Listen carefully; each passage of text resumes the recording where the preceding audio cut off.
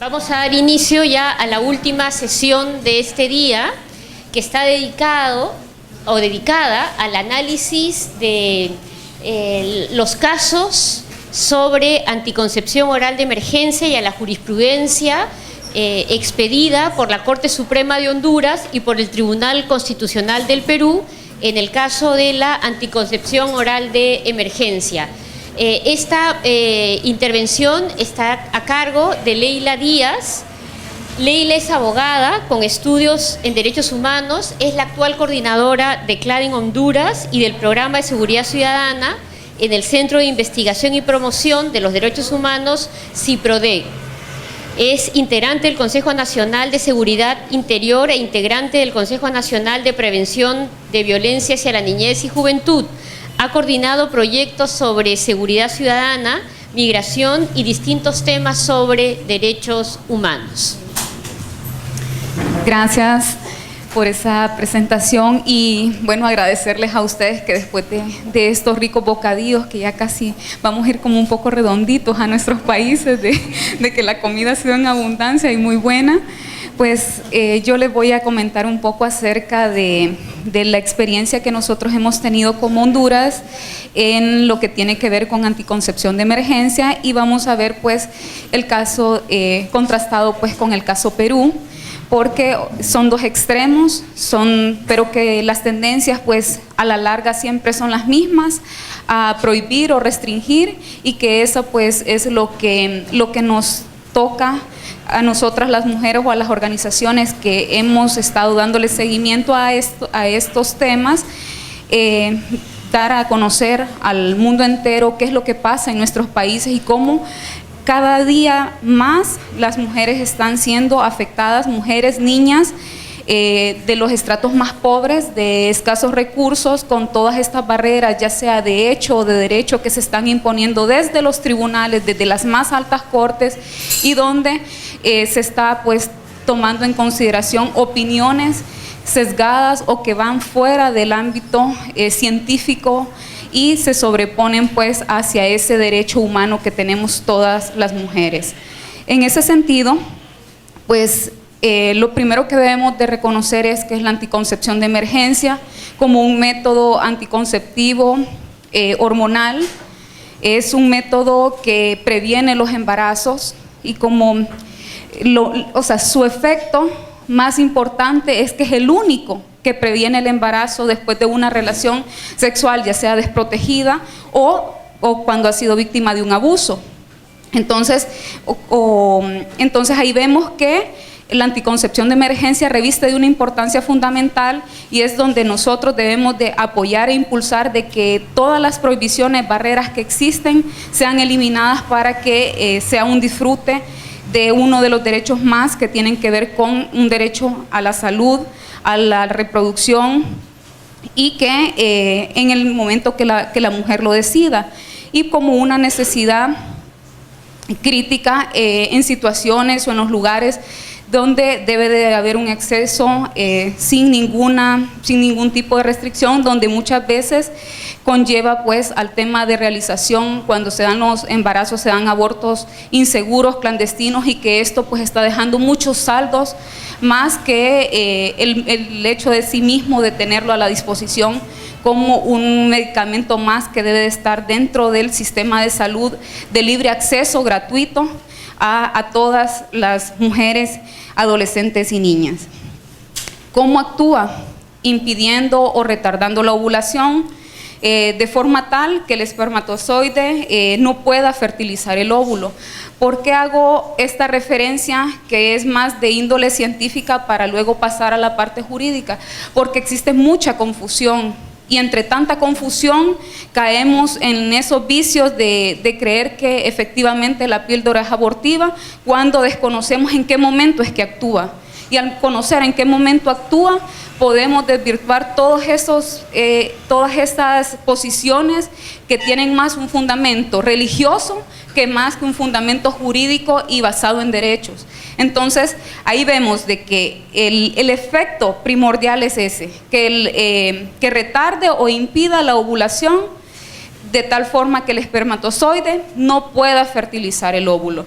Aunque también se ha establecido, pero que no está del todo comprobado, el hecho de que espesa el moco cervical, impidiendo obviamente de que se llegue al óvulo. Entonces ahí vemos de que también puede ser otro de los efectos, pero como les digo, si nosotros tenemos claramente esta base científica, que no la dice ni yo como abogada, pero sí la dicen los médicos, los especialistas que han hecho múltiples estudios, que esa es la base fundamental, desde ahí podemos partir para poder hacer una efectiva defensa en pro de las píldoras anticonceptivas de emergencia. Las contribuciones negativas que se han hecho y por las cuales en muchos de los países de América Latina se ha prohibido lo que es la PAE, es debido a los registros sanitarios donde se han colocado, y obviamente hablamos de registros sanitarios con estudios que datan de hace 1000 años, donde los avances científicos han indicado otros efectos que tiene, y que vemos que en la mayoría decía que podía tener un tercer efecto, que es el de prevenir la implantación de óvulos ya fertilizados, o sea, impedir embarazos. Entonces eso se ha valido el hecho de que los fundamentalistas religiosos tomen para decir de que la píldora es abortiva. Y entonces al basarse en esa premisa, vemos de que empiezan a funcionar todos los engranajes jurídicos de cada uno de los países, de los estados, y a prohibir pues lo que es la píldora anticonceptiva de emergencia. Sin embargo, hace 2 días, el 26 de noviembre, en Europa, ya hay un cambio sumamente importante, donde vemos que, si bien es cierto, se aplica a Europa, pero nosotros sabemos que nosotros somos receptores. América Latina es receptora de todo lo que sucede tanto en Estados Unidos como lo que sucede en Europa, y los medicamentos no son una excepción. Entonces vemos que el hecho de que el prospecto del Norlevo, que es la base de la píldora anticonceptiva de emergencia, indique o que se elimine, que podría impedir la implantación del óvulo fecundado, al quedar etiquetada ya en ese registro que la PAE actúa interfiriendo con la ovulación, este es un cambio sumamente significativo, porque entonces esto ya es un avance que nos toca a nosotros citar como una de las nuevas, de las modificaciones que se han dado, y que parten justamente de evidencia científica, que no parten justamente de un criterio farmacéutico, sino que basado en estudios científicos, y que vienen a apoyar lo que ya muchas de las organizaciones que tienen que ver en la materia han estipulado, pero que se les ha hecho un poco caso omiso. Pero cuando hablamos de que son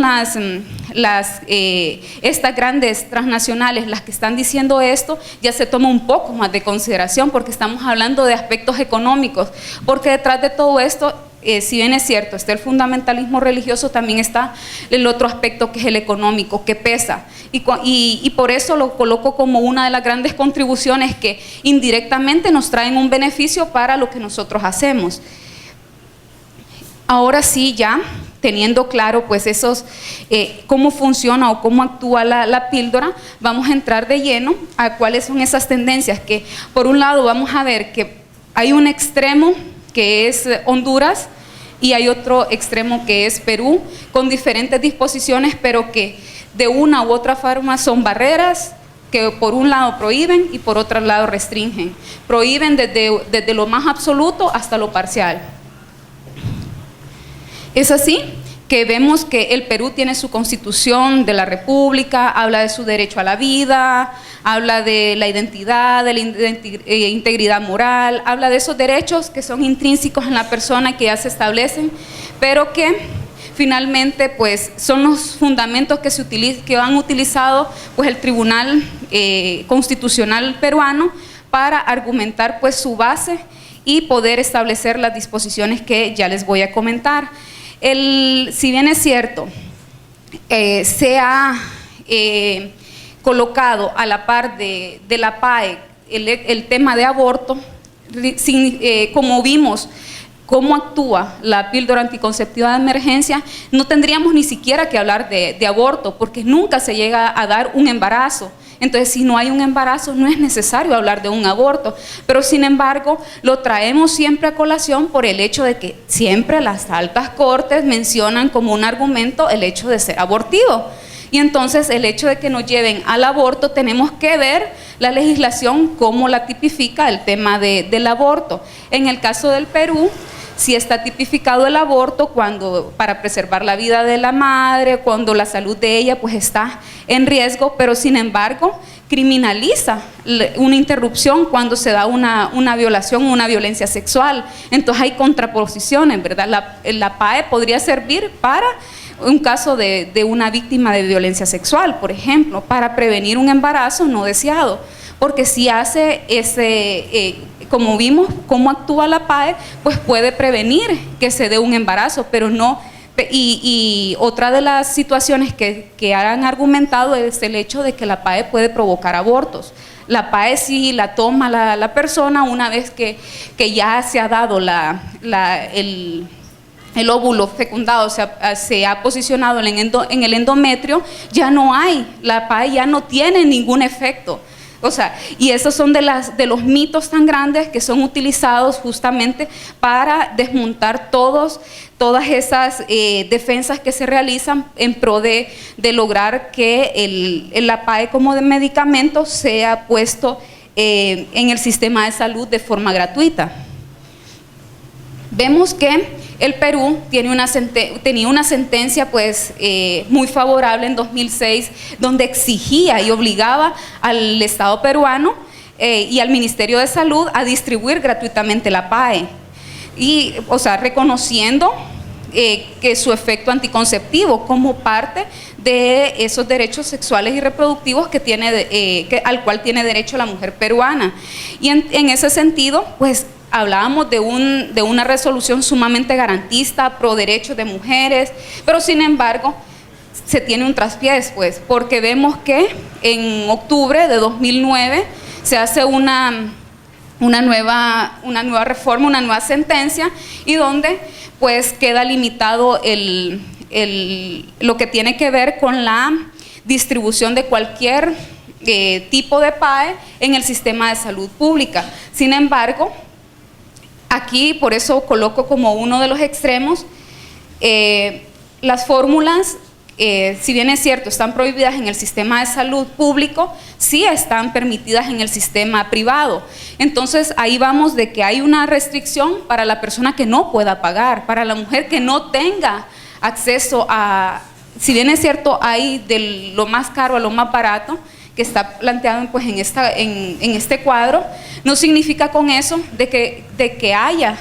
una garantía de que la mujer pueda tener acceso a la PAE. Entonces, desde ahí vamos viendo de que hay limitaciones. Si bien es cierto, por un lado digo que sí, pero por el otro digo que no, y quedó bien con los dos lados. Quedó bien medianamente con las mujeres, pero también quedó bien con el otro grupo o el otro sector que criminaliza el uso de las píldoras anticonceptivas de emergencia.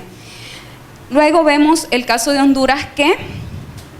lo estoy hablando así como de forma general porque luego vamos a hacer el contraste de las dos cortes. En el caso de Honduras, el articulado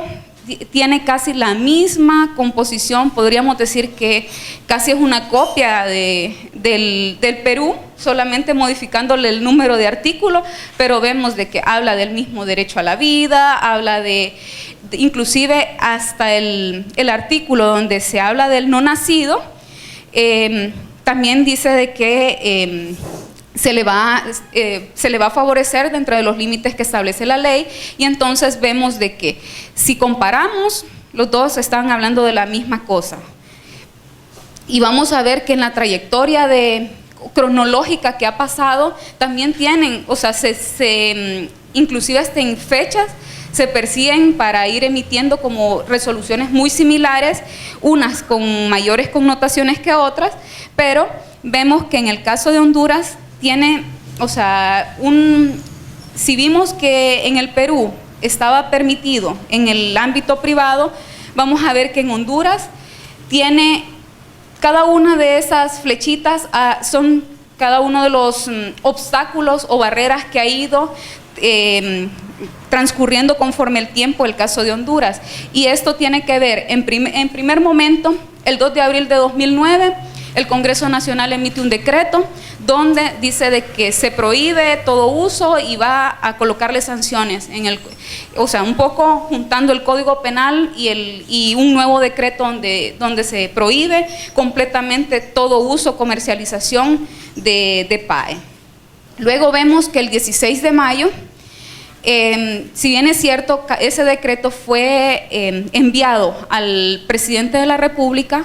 En mayo de 2009, el presidente emite un veto y dice de que ese decreto que se ha establecido es un decreto violatorio de todos los derechos humanos y hace una revisión exhaustiva a todo el ordenamiento jurídico nacional e internacional y, o sea, una disposición como sumamente clara de cuál es el compromiso del Estado, no solamente político, sino que también jurídico.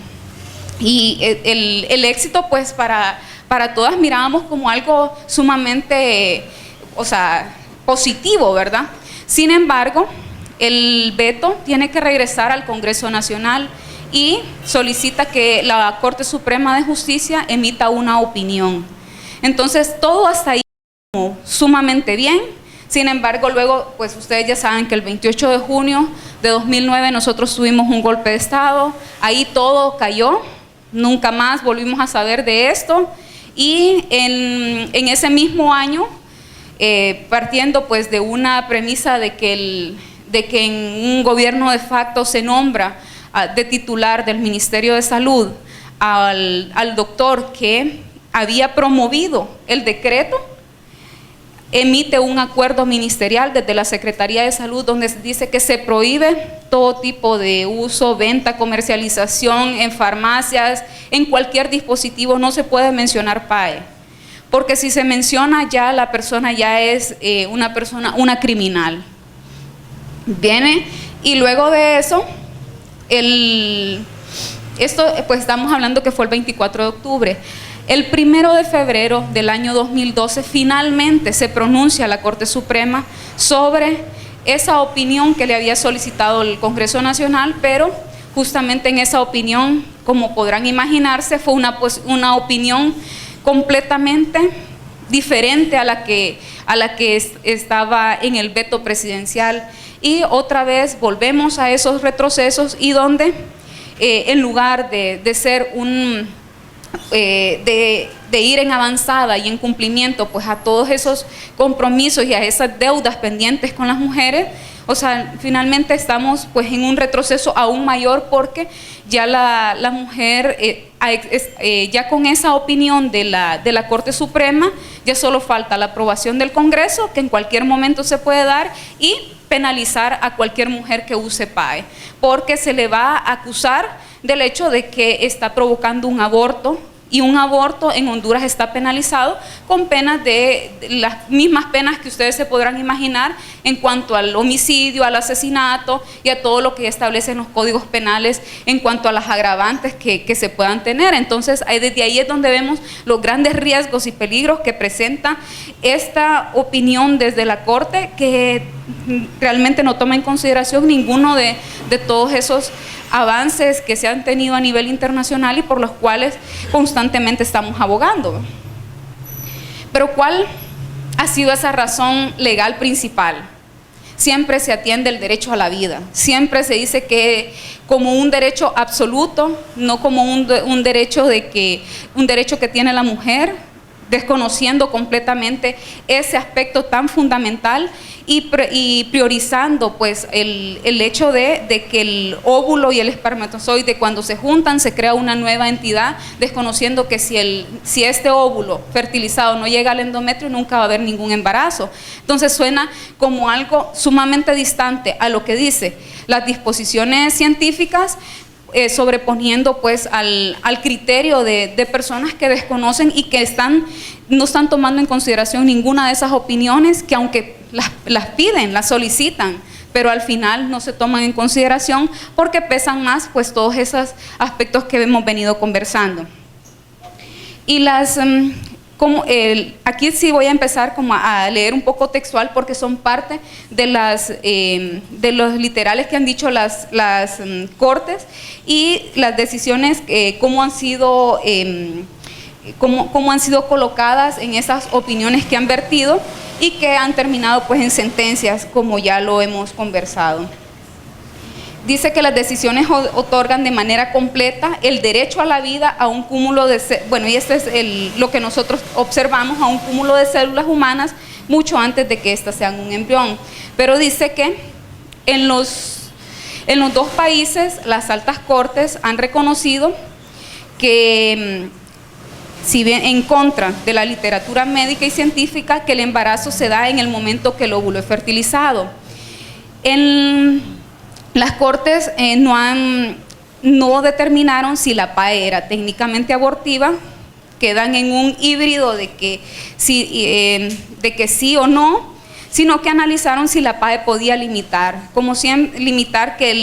el cigote o que el óvulo fertilizado fuera implantado en el endometrio, es decir, si la PAE podía evitar un embarazo. Y es ahí donde siempre se enfocan en el tema del embarazo, desconociendo de que el embarazo no se ha dado y a veces con una intencionalidad,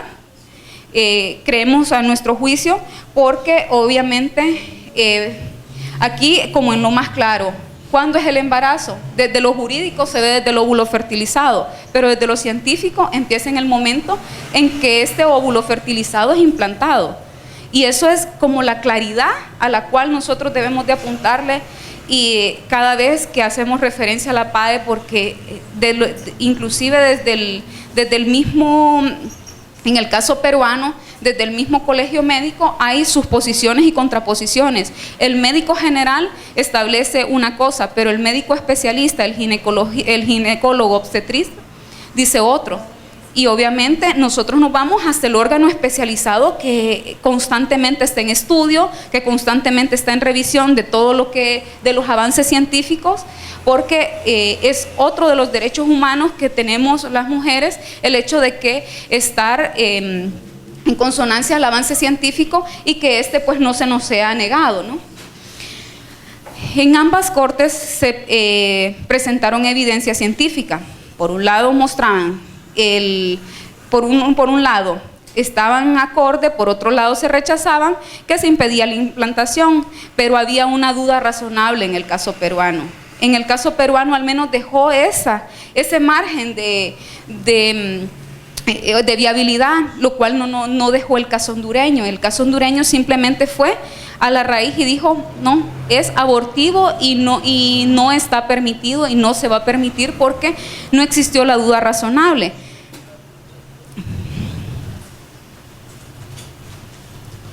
En consecuencia, lo que prima en lo que tiene que ver a la píldora anticonceptiva de emergencia, tanto en el Perú como en Honduras, es el principio pro personae, o el que tiene a favor pues de la persona, del no nacido, del cigote, del óvulo fertilizado, porque tengo que colocarlo acá como óvulo fertilizado porque finalmente es eso, es un óvulo fertilizado que todavía no llega a ser, es un cúmulo de células humanas que todavía no llega a ser un embrión. La aplicación errónea de lo que constituye el derecho internacional por parte de ambos estados, porque ambos estados son suscriptores de todas las convenciones, pactos, declaraciones internacionales que tienen que ver con el derecho, con derechos humanos, con derechos de las mujeres, tienen dos implicaciones importantes. Y esas implicaciones van desde reconocer el derecho a la vida, desde la concepción, ignorar completamente esos tratados, como lo que establece el Pacto Internacional de Derechos Civiles y Políticos, que no reconoce el derecho a la vida absoluta, menos aún desde la concepción, que eso es sumamente importante, el hecho de retomar esto, que aunque en Honduras podrían decir que pactos, declaraciones no son vinculantes, el hecho de que no sean vinculantes no significa que el Estado de Honduras no se haya comprometido, desde el hecho de que firma y que a la vez ratifican esos pactos, esas declaraciones, simplemente entran al derecho interno y se deben de tomar en consideración y no obviarlos ni hacer caso omiso, como lo hacen nuestras cortes, donde el derecho internacional no es tomado en consideración salvo para estos casos donde las interpretaciones, lejos de ser las mejores, son las más alejadas y las más contraproducentes a lo que nos llevan pues es a una violación de los derechos en este caso pues de las mujeres. Y vemos que una segunda implicación estaría pues en que ignoran que las mujeres somos sujetas de derecho, que limitando ese ejercicio natural que debemos de tener, y ahí anteponen la violación del derecho a la vida de un sujeto de derechos hipotético, de ese derecho hipotético como es ese cigote, a la violación efectiva de los derechos de las mujeres. Entonces vemos que se sobrepone un cúmulo de cédulas que todavía no tiene pues ese efecto de vida humana a una mujer que ya tiene que gozar de todos los derechos y garantías y protecciones que debe de brindar cada uno de los estados. Y es así donde resultan evidentes, coincidentes, cada uno de esos derechos que han sido violentados, desde la autodeterminación reproductiva, que con ello trae implícito la integridad física, psicológica, la intimidad, la planificación, la propia familia, el estar libre de todas las formas de violencia, el tema de la coerción que afecta la vida sexual, reproductiva de toda mujer, a disfrutar de ese progreso científico. El hecho de la PAE es un progreso científico que viene pues a ser un método que viene a contribuir en todos esos casos que mencionamos, inclusive no necesariamente que provenga pues de una violencia sexual, sino que simplemente falla un método y tenemos una opción, pero el Estado no se va a hacer responsable por todos los hijos y las consecuencias que traiga con esto un embarazo no deseado también. Entonces vemos de que todas esas implicaciones que tienen que ver con la regulación de la fecundidad y de la planificación familiar que llevan implícito pues el uso de una PAE o de una píldora anticonceptiva de emergencia, es un problema de salud que no se puede obviar. Y entonces hemos visto que ambas cortes, en cada una de sus posiciones, en unas más restrictivas, que es el caso más extremo de Honduras,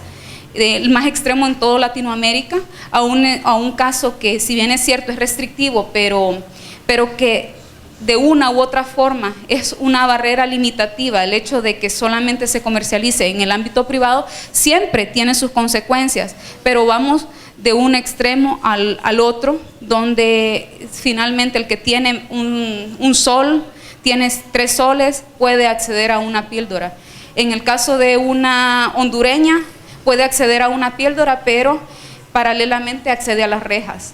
Entonces son dos extremos completamente distantes y donde las preocupaciones por ello pues para nosotros son sumamente grandes. Y en ese sentido, como clave, pues sí hemos estado desde hace ya varios años tratando de impulsar una derogatoria de ese acuerdo ministerial, y donde en cada momento pues las dificultades han sido grandes, y donde el mismo operador de justicia se ha prestado para la recreación de expedientes, donde se han escondido el mismo expediente, donde no se le ha asignado un número, donde el debido proceso ha sido totalmente quebrantado, y donde, a pesar de mostrar todos los medios probatorios, se continúa pues en una posición donde se debe de consultar previamente a la iglesia, donde se debe de consultar para que haya una atención a este tema que es de salud pública, se debe de consultar a otros para que la mujer pueda decidir sobre su propio cuerpo. Muchas gracias.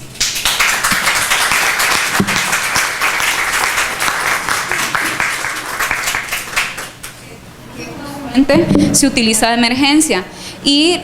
el médico recomienda de que la mujer no debe de dejar de usar el resto del método regular que utiliza, del método anticonceptivo regular. Simplemente esto es en un caso de una falla, en caso de una violencia sexual, o sea, son casos como la misma palabra lo dice, de emergencia. Sin embargo, pues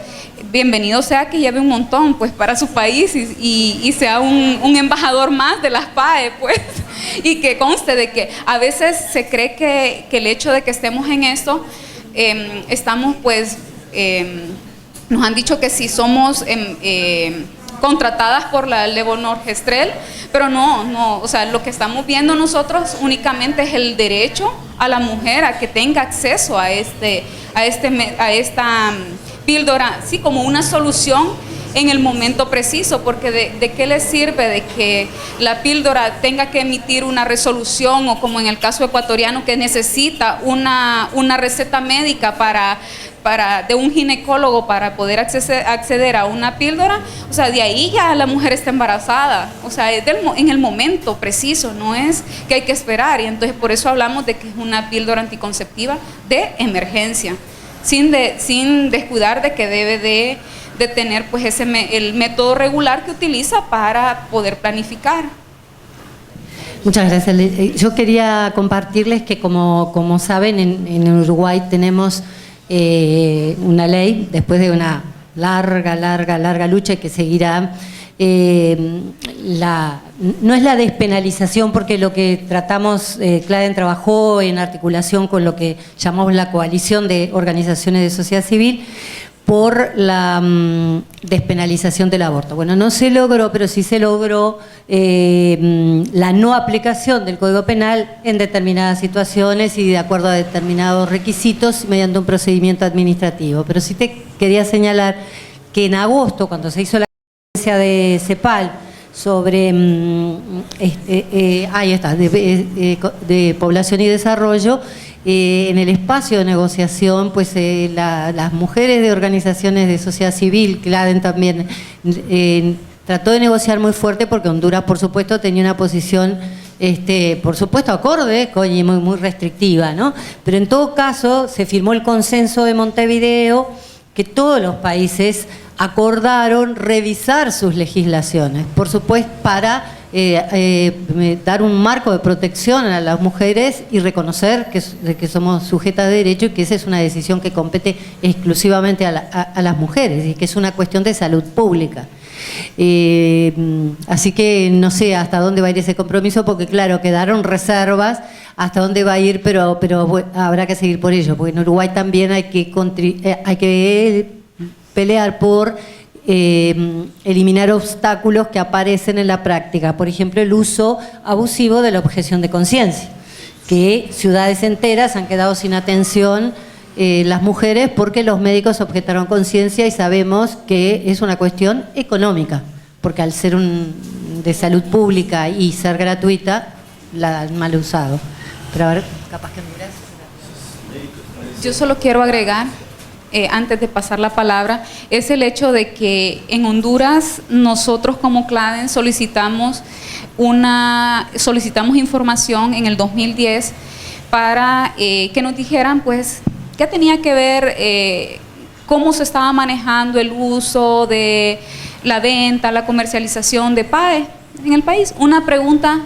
simple y sencilla, sin más identificación, que una abogada que quiere saber, dos abogadas, porque en ese momento éramos dos abogadas que queríamos saber qué pasaba con la PAE. La respuesta del Estado fue, pidió opinión al colegio médico, al colegio de ginecología y obstetricia, y nos mandaron toda la información, páginas de internet, y en su resolución, que lo emite la Dirección General de Salud Sanitaria, o de Regulación Sanitaria, perdón, dice de que se recomienda al Ministerio de Salud que revise lo que tiene el acuerdo ministerial, porque según revisando todas las opiniones que se recogieron de estas dos instituciones de la salud, la PAE no es abortiva. Lo dice una de las unidades de la Secretaría de Salud. A partir de eso nosotros accionamos para pedir la derogatoria de ese acuerdo ministerial, pero como les digo, el expediente ha sido recreado y hemos ido en ese andar, pero que en este momento pues estamos ya próximos a obtener una resolución y donde todas las opiniones opiniones que ha solicitado el Ministerio de Salud han sido pues que se derogue, que la PAE no es abortiva y que se derogue. Entonces les contaremos en un siguiente momento a ver qué es lo que nos dicen o cuál es la respuesta que nos dan. Gracias. Solamente un comentario, ¿no? Allá en mi país, en Bolivia, se admite la PAE, ¿no? Es más, se entrega a estas personas y a las mujeres, y lo que ocurrió fue en el mes de septiembre, por ejemplo, que en la ciudad de Santa Cruz, por el Día del Estudiante, por el Día del Amor, las instituciones o algunas instituciones fueron a dejar a las universidades y a los colegios. El gobierno no dijo nada, pero la iglesia salió y un poco más no les ha excomulgado a estas instituciones. Ahora, el Código Penal también establece el aborto, pero el aborto eugenésico y el aborto terapéutico, ¿no? Pero es muy difícil lograr la autorización de las autoridades judiciales porque precisamente por el tema de la objeción de la conciencia, y más aún en mi ciudad, Sucre, que es una ciudad bastante tradicionalista. Lo que quería era básicamente hacer un comentario, porque en el proceso sobre la píldora del día siguiente intervine en el trámite del expediente cuando llegó a la sala. No llegué a resolverlo porque nos cambiaron a dos personas que aparentemente pensaban que la íbamos a sacar a favor, y nos cambiaron antes de la resolución, cuando ya habíamos fijado fecha para la resolución. Nosotros pedimos información a la OMS, a la OPS y el Colegio Médico del Perú. Los tres dijeron que no era abortivo. Lo otro que les quería informar, lo que hay en el 2002-2006 fue una acción de cumplimiento que plantearon ONGs Promsex y otras ONGs de mujeres peruanas, pidiendo el cumplimiento porque resultaba que en el año 2002 el Ministerio de Salud había sacado dentro de lo que es su Plan Nacional de Salud, diciendo que dentro de lo que eran las píldoras, se ponía la píldora oral de emergencia y lo reguló, pero no se distribuía. Entonces lo que plantean las ONGs es que se cumpla con la ley y se distribuya en los hospitales públicos, porque se estaba vendiendo ya. Y lo que dice el Tribunal Constitucional, recogiendo la información que le habían presentado las ONGs de la OMS, de la OEPS y del Colegio Médico, es que no era abortiva, y ordena que se distribuya. Luego viene una ONG de la ultraderecha de la iglesia, de lo más ultra de la iglesia, y plantea que no se distribuya en los hospitales, con lo cual desde ya la demanda era discriminatoria, porque no decía que no se distribuyera a nivel nacional, sino que no se distribuyera a través del Ministerio Público. Como les digo, yo vi el trámite porque pedimos la información a las instituciones, todas decían que no era abortiva. Y lo curioso es porque generalmente se habla de la sentencia del Tribunal Constitucional, pero en sala civil, porque las salas civiles somos las que vemos temas constitucionales, hubieron 10 votos en este caso. 3 votos que decían que si bien había este tema de que podía impedir la implantación, lo que debía hacer el Ministerio de Salud era informar a las personas antes de distribuirlo que había esta posibilidad, pero que no se suspendiera la distribución. Esa fue una de las ponencias. La otra ponencia decía igualito, pero decía, mientras se informa a las mujeres que se suspenda la distribución, y esta fue la que ganó. Tuvo 3 votos, la otra tuvo otros 2 votos. Hubo una que dijo que era improcedente porque ya el 2006 el Tribunal Constitucional se había pronunciado sobre el tema.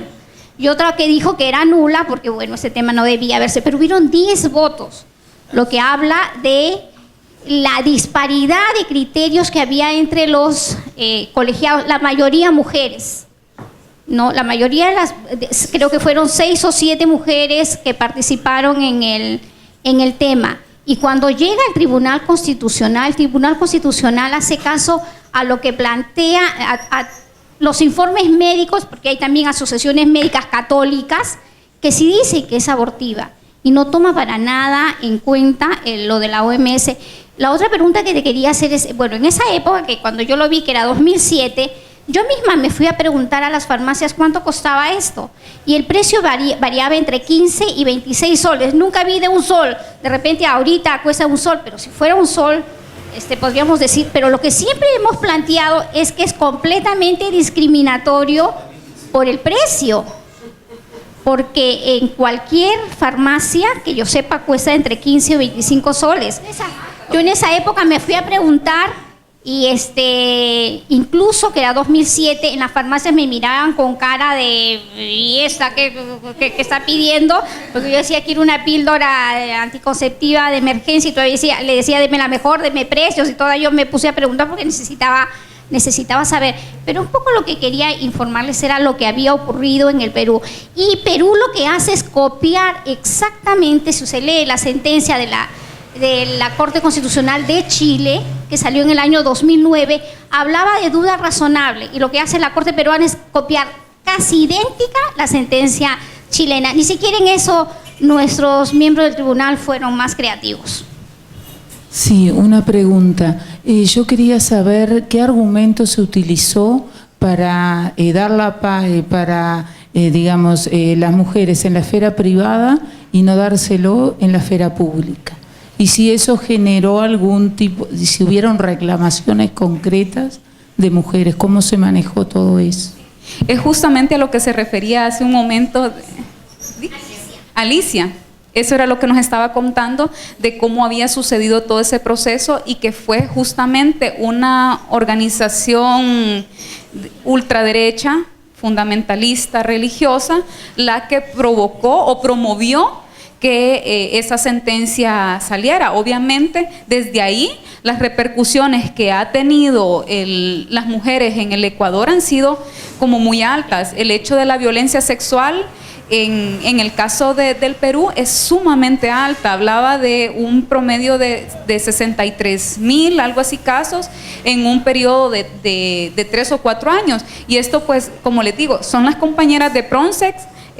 Perú las que han estado como dándole ese seguimiento exhaustivo a qué es lo que ha pasado con el caso Perú, porque obviamente al hecho de no estar la PAE en disposición en el servicio público, desde luego que tiene sus repercusiones, y son altamente grandes, porque bien lo vemos, son promedios. El costo en lo privado, no, o sea, hablamos de 3 a 10 dólares. Y si sabemos de que estamos hablando de países que son con niveles de pobreza altos, y donde la mayor parte de las afectadas son niñas y mujeres de escasos recursos, definitivamente los embarazos están en grandes cantidades. No les puedo hablar así como en el específico de cuántos son los embarazos en el Perú, pero sí les puedo decir que en el caso de Honduras son 50,000 solo para el año anterior, de mujeres, de niñas, de mujeres adolescentes. Entonces, y donde el hecho de que no solamente la PAE se prohíba, sino que las guías de educación sexual no estén a la disposición, tenemos los efectos colaterales, que son embarazos no deseados, de donde estas niñas dejan de estudiar por ser madres en una edad prematura, pues. Entonces sí, considero de que lo que nos han contado, pues ahorita ya profundizar sobre el caso Perú es dramático, porque realmente desconocemos a veces todos esos detalles que se hilvanan sobre o bajo las mesas de los tribunales, de los diferentes espacios donde se turnan para conocer derechos elementales que se deben de gozar en un colectivo. Realmente son lamentables, pues, porque nosotros vemos constantemente que las violaciones se dan desde estos espacios donde deben de ser garantistas y protectores y no justamente desde el ejercicio pleno de esos derechos, porque se habla que el desconocimiento es lo que lleva a que sean violados sus derechos, pero más allá de eso, si es el Estado el garante, el protector, y esto pasa por sus autoridades que están investidas de ese poder legítimo para poder decirle al colectivo la dirección que deben de llevar para ese ejercicio. Entonces ahí es donde son las grandes interrogantes que nos hacemos del por qué es que nuestros países tienen situaciones que son de lamentar, pues. Solo para complementar, la sentencia fue, por supuesto, muy criticada porque no es posible justificar que se prohíba solo para las mujeres más pobres y que se permita la venta en farmacia. Entonces fue duramente criticada porque no hay argumento que pueda utilizarse para esa decisión. Y se presentó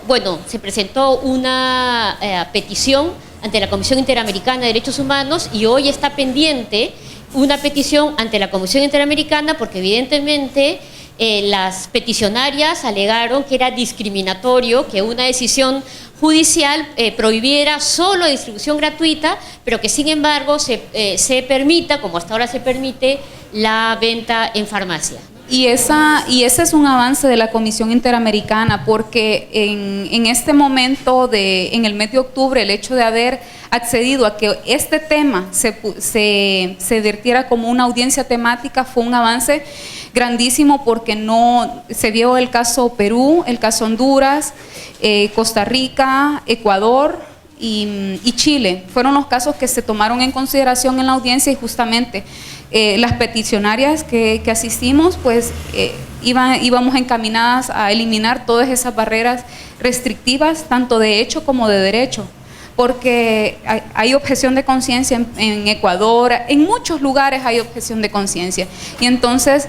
nos vemos ante esas limitantes, y lo que esperamos, que ya se emitió el informe, es que los estados lo retomen y que efectivamente le den cumplimiento, y más allá de eso es el seguimiento que la misma comisión le pueda dar a este tema, para que los ojos estén sobre estos estados donde justamente se aprueban legislaciones o se aprueban reformas legales y donde el cumplimiento pues está muy lejano a ser efectivo. Sí, mi pregunta era básicamente, nosotros tenemos un protocolo de actuación en el caso de supuestos hechos de abuso sexual, ¿verdad? Una vez que el médico ha revisado a la persona víctima y sospecha de la existencia de un abuso sexual, inmediatamente se pone en práctica este protocolo, que es una ley de salud pública. Dentro de este protocolo no solamente está la píldora del día después, sino además también, o de emergencia, sino también además el protocolo de actuación para evitar todo tipo de infección, transmisión de SIDA y hepatitis B, básicamente. Mi pregunta es, ¿se prohíbe solamente este tipo de terapias o también se prohíbe, basado en esto de que se estaría perjudicando una eventual vida humana, también el protocolo respecto del contagio o evitación del contagio de SIDA y evitación del contagio de otras enfermedades de transmisión sexual? Esa es mi pregunta. Realmente en el caso de Honduras no está como contemplado el hecho de que no está dentro de la parte de los medicamentos que se deben de suministrar. De hecho, si una persona, y ya hemos hecho las pruebas, si una persona asiste a un centro de salud diciendo de que fue violada y que necesita una píldora anticonceptiva, simplemente le dicen de que lo que ella está solicitando es un delito. O sea, desde ya le están diciendo, no, usted no. Y hace un par de meses una persona asistió y hizo todo ese procedimiento de asistir y de solicitar, y con lo que se encontró fue con una cátedra religiosa donde le decía de que por favor la médica la médica le recomendaba de que dejara de estar solicitando eso, que porque ella tenía una vida activa. O sea, o sea, ella estaba acudiendo porque tenía una emergencia, no estaba necesitando que le dieran una opinión, sí, una opinión o que la evangelizaran,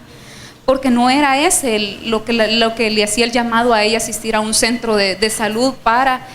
poder apoyarse. Y así vemos una serie de casos donde los protocolos de actuación no se utilizan o sea, no se utiliza la PAE dentro de esos protocolos y ni tampoco los demás. O sea, si estamos hablando de algo que tiene que ver directamente con la mujer, que va a tener un efecto inmediato, que va a poderse ver en el corto plazo, porque hablamos de un embarazo, no digamos el VIH, que sus manifestaciones no son el siguiente día, no son al mes, como si tiene la manifestación un embarazo. Entonces no vemos de que nuestro sistema de salud tiene muchas deficiencias, y si al adolescente, a la niña, al niño no se le educa, no tiene una guía de educación sexual, ¿cómo vamos a esperar que el sistema de salud esté mucho mejor? O sea,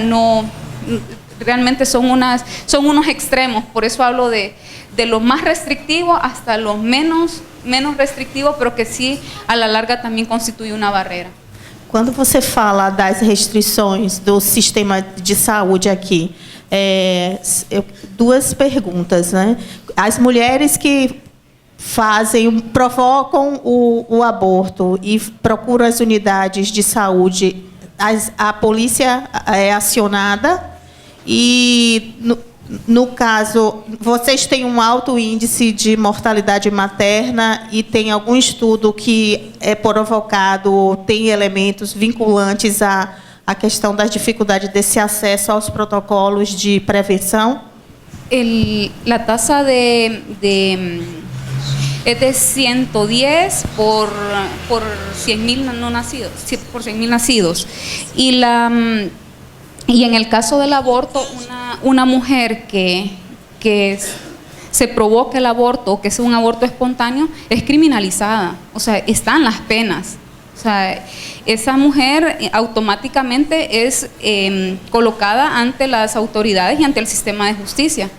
Não se respeita o sigilo médico? Não. No. De hecho, el médico es el que informa. Ok. En los hospitales más grandes del país, que están en las principales ciudades, hay una unidad de la Dirección Nacional de Investigación Criminal